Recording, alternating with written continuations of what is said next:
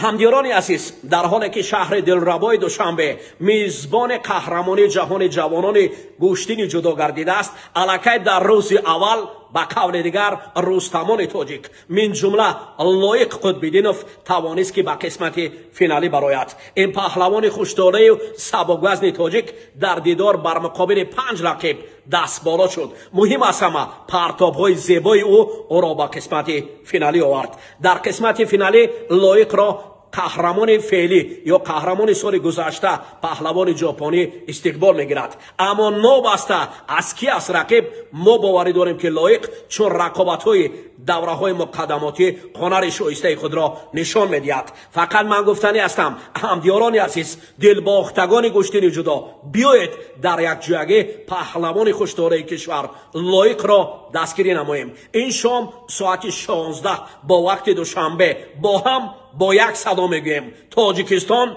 با پیش.